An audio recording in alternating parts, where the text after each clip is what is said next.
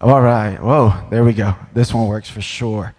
Okay, so happy again that you're here. Let's pray. We're going to start a brand new series today called Address the Mess, and we're going to address some messes today. Heavenly Father, we thank you that you brought us here today, and I pray, God, that as we hear your word, that you would do something special in our hearts and in our minds as we become open to the idea that you want to be a part of not just the good things in our life, but you also want to be a part of those messy areas, and that we don't have to pretend for you or act for you, but we can just be who you've called us to be. We are thankful for that today. In your name, amen. So today we're starting a brand new series, probably for the next 3 or 4 weeks. I might extend it till Easter. We don't know. We'll see where God takes us. But I want to start off with this word, and then tell me if you've heard this word or you know what it means. The word is hot mess. Anybody know what a hot mess is? Hot mess. Don't point at your significant other. Don't do that. That would not be kind. But a hot mess. So now the word has evolved, and I don't know if you're familiar with the story, but in the 1800s, does anybody know what hot mess meant? Anybody? It was a military thing. It was when they wanted to go eat at the mess hall, and the food was hot, they'd go to hot mess. So that's where you went for that. And then in the 1900s, it was used to describe, also a military term still, but used to describe like a hot situation. Okay, so that they were going to get ambushed or they were under fire, it'd be a hot mess, or they got caught up in a hot mess. And then in the 21st century, with the evolution of the word hot, okay, it started taking on a brand new meaning, okay? And in the 21st century, it's an attractive disaster. An attractive disaster. Someone whose life is obviously a mess or in disarray, but somehow remains functional and remains someone attractive in spite of the mess. Well, isn't that the goal, right? Isn't that the goal? That's what we all aspire to be, a hot mess. On the outside, everything is fantastic, but nobody would ever know because nobody gets to see really what's behind closed doors because we are functional. So to the naked eye, we are working fine. Our children are dressed well. Our teeth and our hair, everything is perfect.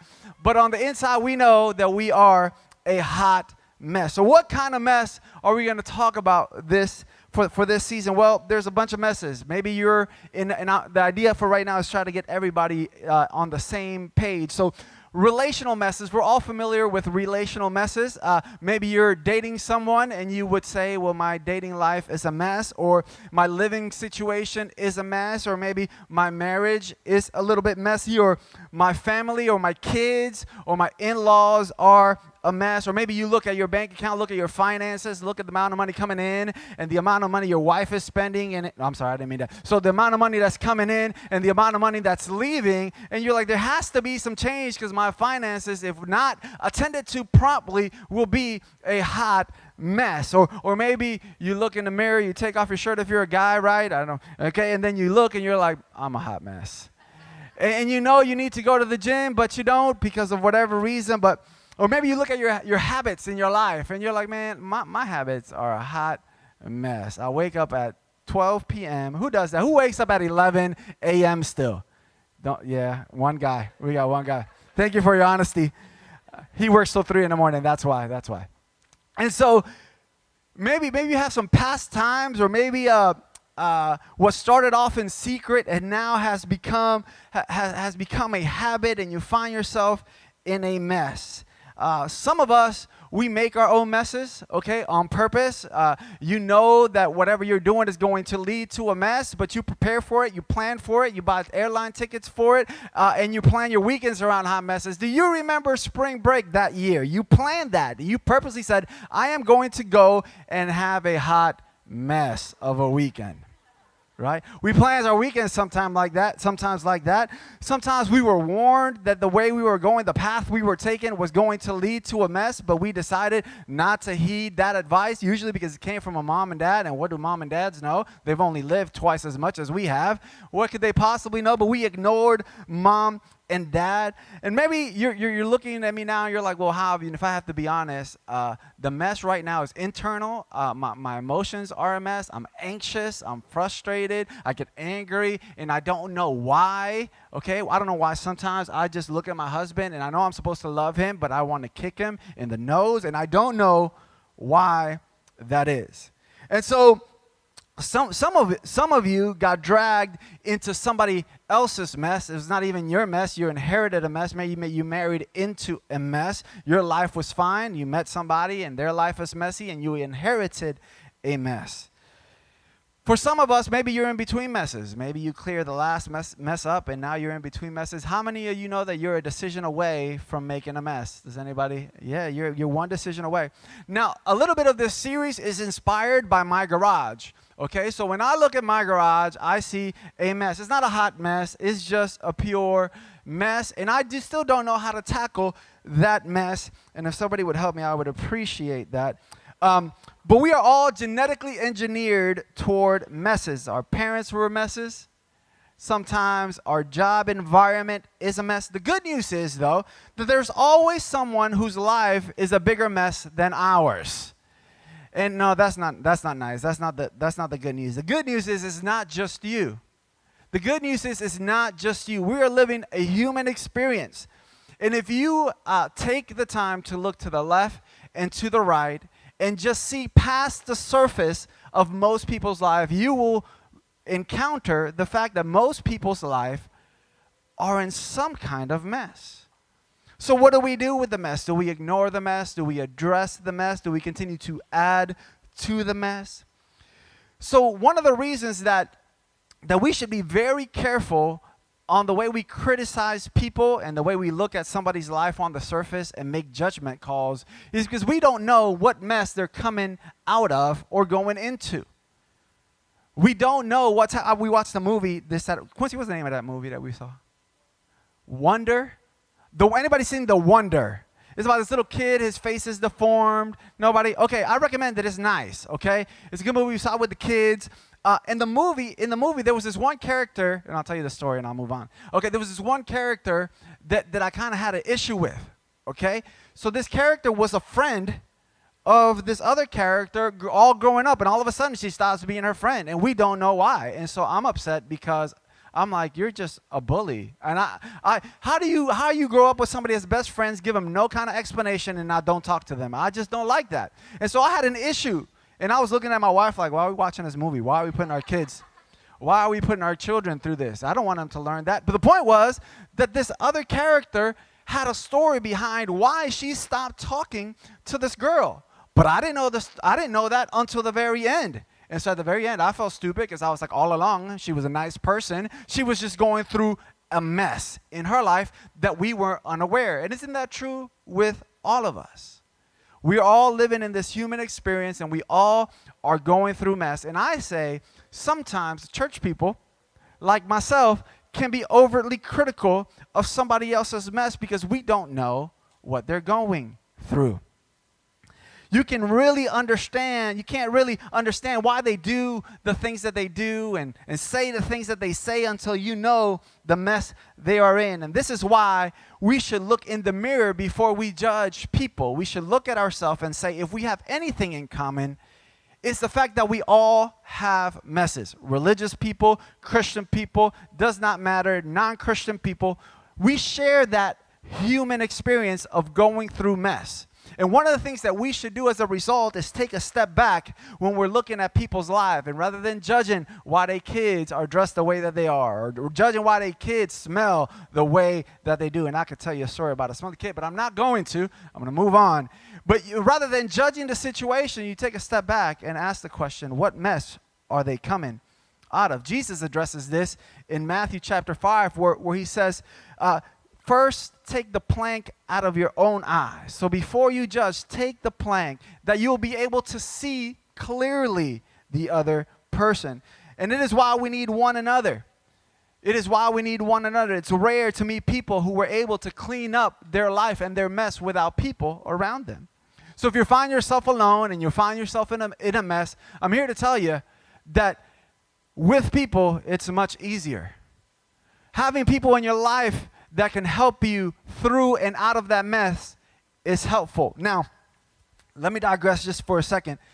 Last week I talked about some of the catalysts of our faith, some of the things that make our faith grow. And one of them was circumstances, right? It was pivotal circumstances, those things that happen in our life that we have no control over, but that can point us towards God or away from God. So today I want to piggyback off of that thought for just a moment. And I want to make this statement. Christians believe that the mess that brings us together is the very mess that brought God near to us. I'm going to say it again. The very mess that brings us together as a humanity is the same mess that brought God near to us. The Bible, if you believe in the Bible and you're a Christian, us Christians, we believe John 3:16 says, "For God so loved the world, the whole world, that he sent his son into this mess that we called life to be there with us." And as a response, and his response to humanity's mess was like no other, okay? Most people, when they thought of God, they expected a judge. They expected somebody like Judge Judy, who sat at their throne and said, hell, heaven, with no rhyme or no reason, but just because he is God. But the reality is that when Jesus came, he came and he showed a very different side of who God was. And he said, if you're going to think about God, think of him as a father, as an Abba Father. Think about that dynamic when you think of God. Don't just think judge, but think Father.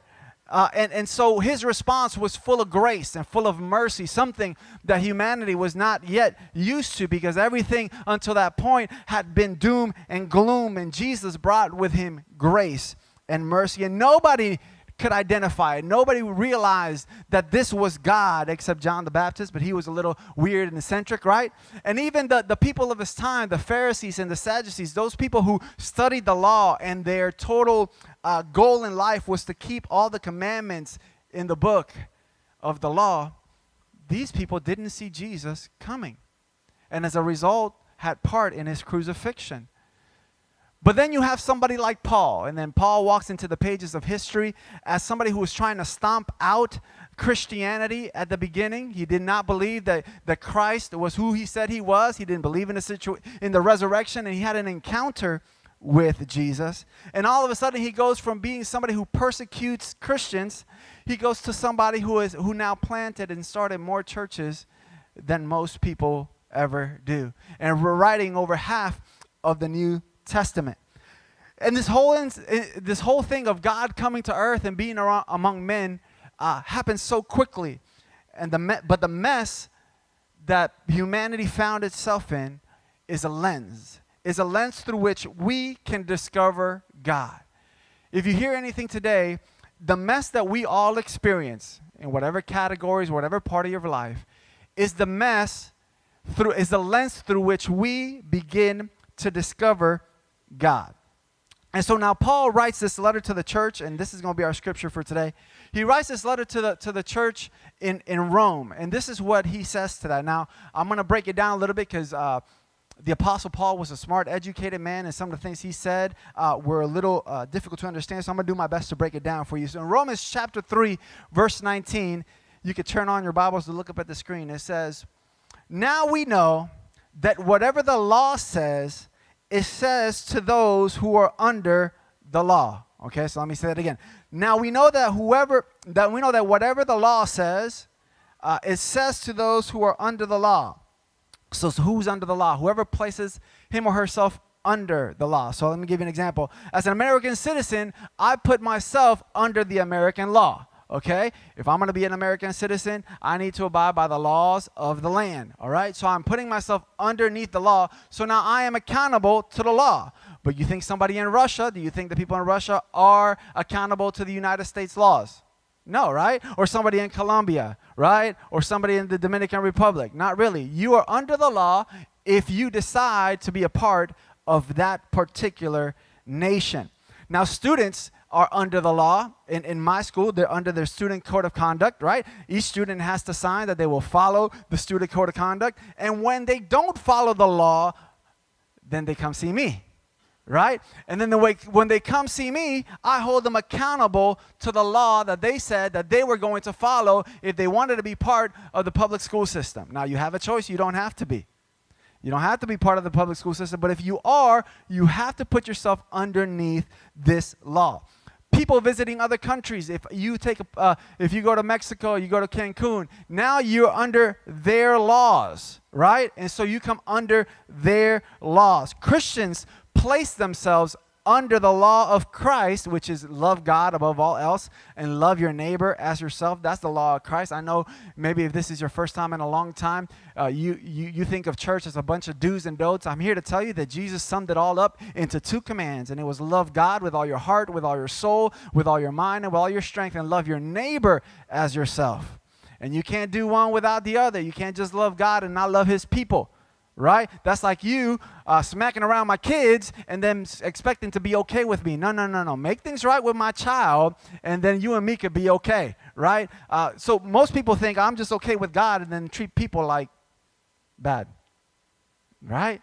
You can't do that. Love God with all your heart, with all your soul, and love your neighbor as you love yourself. It has to be both. So that is the law that us Christians decide to submit ourselves under. So if you're considering becoming a Christian, or you're teeter-tottering, how do you say that? Teeter-tottering? That's the word. I said a bad word, didn't I? It's okay. You can edit that out. Right. So the point is, you have to decide if this is something that you want. We believe also that there is a universal law that is written in the hearts of all men. We believe, Christians believe, that there is a universal law. That's why people that are not Christians or don't believe in God, they say some things like, man, that shouldn't be that way. That shouldn't be that way. Nobody ought to do that. People they shouldn't say that. People shouldn't be like that to children. People shouldn't treat other people that way. Where does that come from? Where does that sense of responsibility, conscience, if you will, where does that originate? Well, we believe that it comes from God. And we believe, though, that there's this universal law, and you experience this as, well, like I said, everybody should do this, or people shouldn't do that, or I should do this, or I shouldn't do that. And then we all religious or not, say the strangest things, right? When we have these oughts or ought nots, we say these things when we don't meet our own standard. We say what? I'm not perfect. Right? Because I'm not perfect to the standard that I set for myself. Let's put the Bible to the side, right? Just our own personal standards. We say, you know what, I should be healthy, I should eat healthy, but I don't. I should save, I shouldn't spend more than I make, but I don't. I should treat my spouse this way, but I don't. I should treat my children this way, but I don't. These things should be important to me, but they aren't. See, sometimes we don't even meet our own human standard, let alone God's. God's are easy to say, hard to do. Love God and love your neighbor. But we have this internal compass. And I wonder, where does that come from? Where does that need to address the mess come from? We all experience. We all say, but nobody's perfect. And when you say that, you're saying something much more profound that you might think. When you say, I'm not perfect, you are acknowledging that there is a perfect that you are not. When you say, I'm not perfect or nobody's perfect, you are acknowledging that there is a perfect that nobody is. Does that make sense? Are you following me? When you say, man, you know, I should have done that, but man, nobody's perfect. Okay, cool. And if you don't believe in God, then that will point you to the fact that there is a standard that you are holding yourself to that nobody ever told you about. And my question is, whose standard is that? You have some theory or explanation about where this perfect that you fall short from originates. And Christians do too. We believe that that's God, right? That's the standard. Paul keeps saying, now we know that whatever the law says, it says to those who are under the law, so that every mouth may be silenced and the whole world held accountable to God. So that every mouth will be silenced. It's the idea that when we realize that we fall short of God's standards, we should shut up. When we realize that we all are in the same boat, rather than pointing the finger, I should look at myself in the mirror and say, Ahab, you too. Before I say, hey, you should and you shouldn't, and why do you and why don't you, you should ask the question yourself, why don't I? Why don't I? And we should always take a step back because we are all living this human experience with God. And in our faith and in our trust, And God is saying, listen, every mouth, so that every mouth may be silenced and the whole world held accountable to God. None of us keeps God's law. None of us keep our own, if we put the Bible to the side. Nobody keeps their own personal law, if you would. Right? Or thou shalt or thou shalt nots. We don't. We all fall short. Christians believe that we are accountable to God when we fall short because he is behind the law that is created. So the reason that Christians feel the way that they do and feel that, man, I should do that or I shouldn't that, is because God created the standard. But if God didn't, let's say God didn't and you created the standard, that's okay. Let's just say that. Are you meeting the standard that you set for yourself? And the answer is, for most of us, we don't. So we should be very careful because the same mess that brings us all together is the lens through which we are able now to see God. It's because when we realize, you and I, that we are in a mess relationally, we can identify that there's other people, your neighbors, your co-workers, people you come in contact with in your circle of influence that are going through the very same thing. You are accountable to whoever sets the standards that you adopt. Okay, so let's say in your household, your kids go to bed at 8 p.m. That's your kids. It would be foolish of you to call my house to make sure that my kids are in bed by 8 p.m. Because my kids go to bed at 7 p.m. Because mom and daddy need a life. Right? Or it'd be silly. It'd be like me calling your house to make sure your kids are doing their homework. That's none of my business. That's not the rules at my house. The rules at your house could be that children got to do X, Y, and Z, but it's different. Right? So I'm not going to hold you accountable to a set of laws that you never ascribe to follow. Right? So if you're not a Christian or you're deciding or you're following Jesus, I can't hold you to a standard that you never said you wanted to do. Right? You have your own standard, a universal law that we can't describe, which we'll talk about a little bit more. Verse 20. Therefore, no one will be declared righteous or in right standing in God's sight by the works of the law. So he's saying, listen, nobody's going to be called. I'm not going to look down and say, because you are doing the works of the law. Let's just use the 10 commandments. Most of us are familiar. Just because you're not doing these 10 commandments doesn't mean that you are righteous in God's sight by the works of the law. Rather, through the law, we become conscious of our sin. Through the law, we become aware that we fall short. Because there is a standard, now we are aware that that we're falling short of the standard. Are you following what I'm saying? The law doesn't or can't make you better. It reminds you that you are a mess. And keeping the law doesn't make you better. It just reminds you that God helped you clean up your mess. And we knew better and we did it anyway. Carrying the law in your minds doesn't make you better, but it does make you accountable. So you come to church and you hear the law of love God and love your neighbor, knowing that is not enough. Because now you and I are accountable to, well, if that's what the Bible teaches and that's what Scripture teaches and that's what I'm adopting and that's what I choose to believe, now what am I going to do with what I heard? Because it's one thing to hear God, that I'm supposed to love God and I'm supposed to love the people around me and then not do nothing with it. And then we come a people who are just hearers of the word but never do anything. That's why one of the things I love about our church is that we try so hard to one another. We try, and it's uncomfortable. And what I mean by that is we one another, so we serve one another. And we try to give to one another. And we try to be there for one another. And we try to love one another. Because it's one thing to hear a message about I'm supposed to love, and then there's another message to get your butt out your seat and go babysit because that's what the other needs.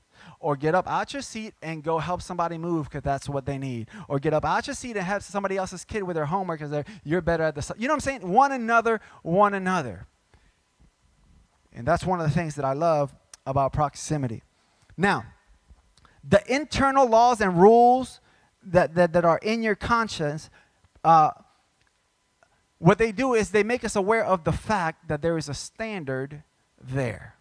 Have you ever been in an argument with a coworker and then just realized that you shouldn't have said that?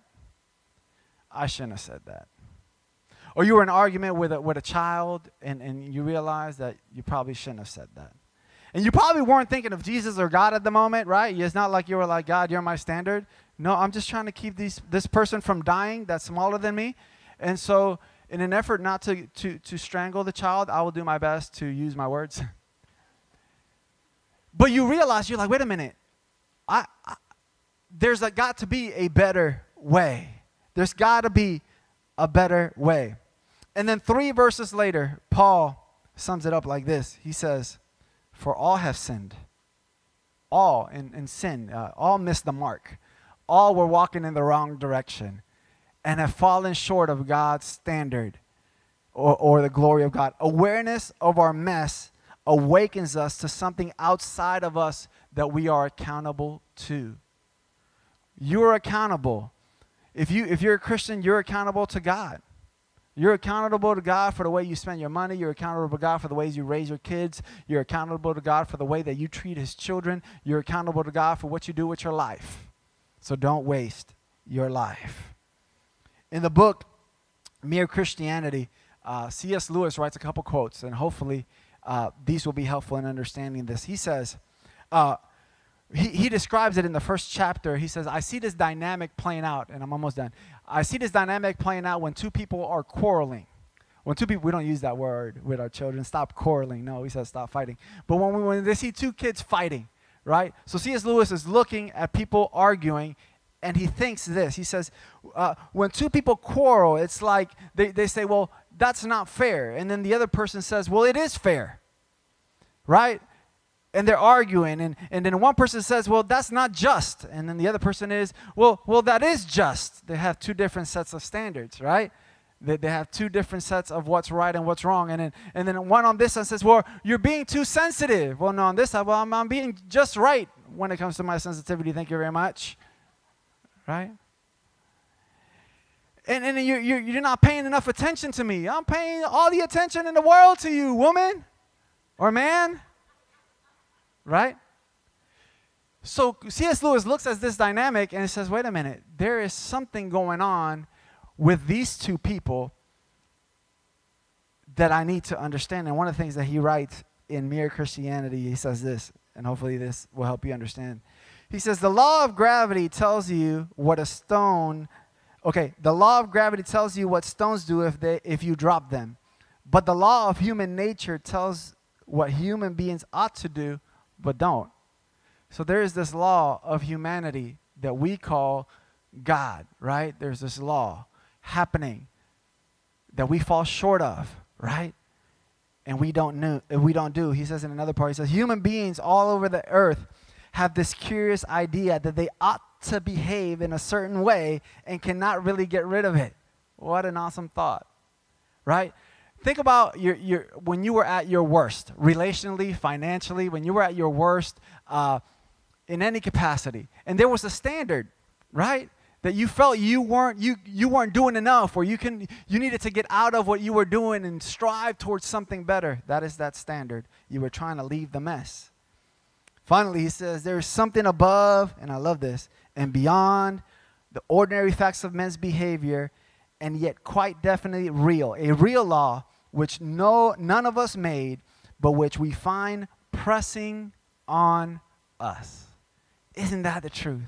There's this thing innately inside of us. Before we adopt the Bible, before we adopt Jesus even, there's this thing at work that says you ought to. Or it says, man, you should not molest a child, right? You should not abuse a woman. You should treat them with courtesy. You should love. That doesn't come naturally. Look at your children. They lie, they yell, they punch and say they didn't do it. They'll throw milk all across the room. I didn't do anything. No, they lie. Kids are evil. Right? You're born like naughty. Yes or no? Watch my kids. Right? They are born naughty. So we learn. It's not like this is a learned behavior, man. You come out the womb just throwing stuff. But along the way, whether or not you grab a hold of the Christian faith and believe in the resurrection of Jesus, there is something pressing on you that we identify as God. So if you've ever acknowledged through your mess or your pain that there's something bigger than you, you're just a step away from acknowledging the existence of God. And if you already acknowledge the existence of God and you're like, I believe in God, that's why I'm here. right? I'm already here.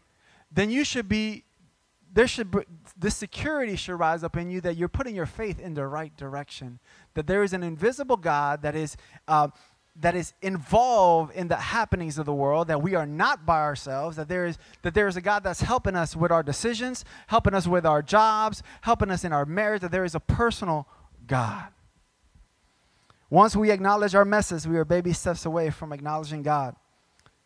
So the moral of our story today, if I call this story, is this: we all have something in common. All of us in this room.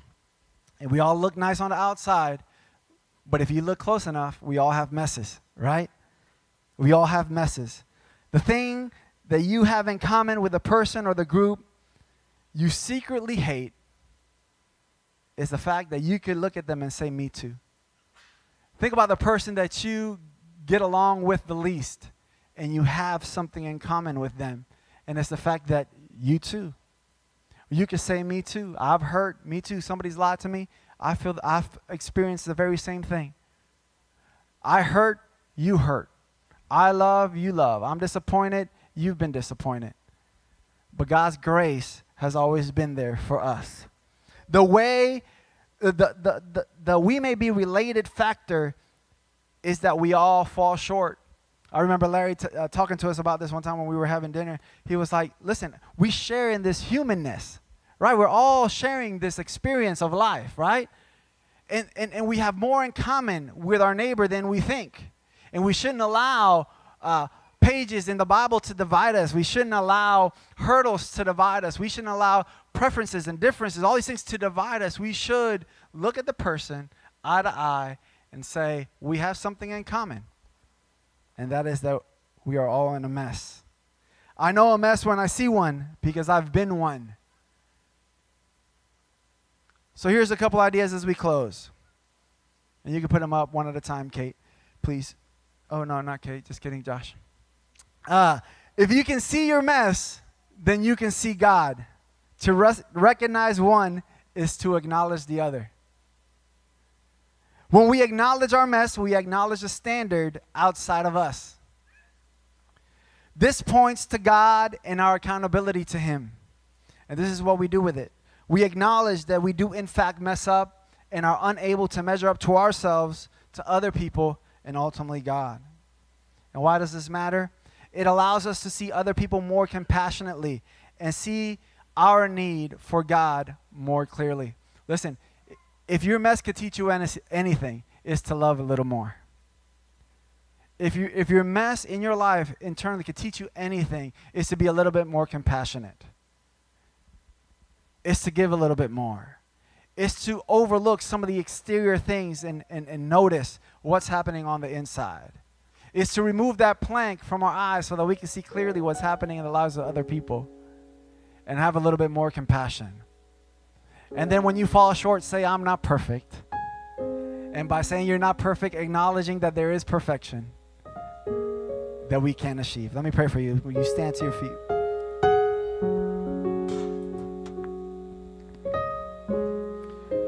So what do we do with that, Hav? Well, you leave this place, and the next person you come in contact with, you take a step back, and before you make any judgments, you look at yourself and say, I'm a mess too. You look at somebody else who appears to have life together and everything in order, and you just take a step back and know that they don't. And then you're more gracious, and then you're more loving, and then you're more like Jesus when you do that. So that's our goal. Sometimes it starts with the person right next to us. It starts with our husband and our wives. It starts with our children. We don't know what's happening on the inside, so we have to be full of grace and mercy. We don't know what the other person is overcoming or going through, so we are tactful in our approach, and we are loving in the things that we say. God, may we be a people that love your children the way you do, that don't get caught up in differences, but are intentional about the way we love. Help us to always point them to you, the author and the perfecter of our faith.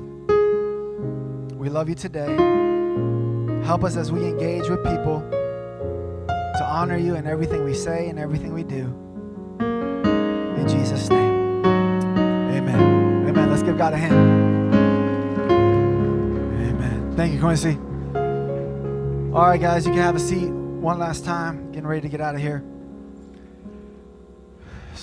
So listen, let's be a people that does and not just here. Can we do that together as a body? When you go meet somebody out in the street, take a step back and say, I've been there. Or if I haven't been there, I may be there one day. And whatever grace you want to receive is the same grace you got to give. Because whatever we sow, we reap. So if you sow criticism, if you sow hate, if you sow discord, if you sow separation, then we reap that. But if you sow giving and love and acceptance, when you need it, it'll be there for you. God bless you. Yeah. Ladies, thank you. Boom, boom, boom. You want to announce it? Come here, girl. Give it up for Joanne.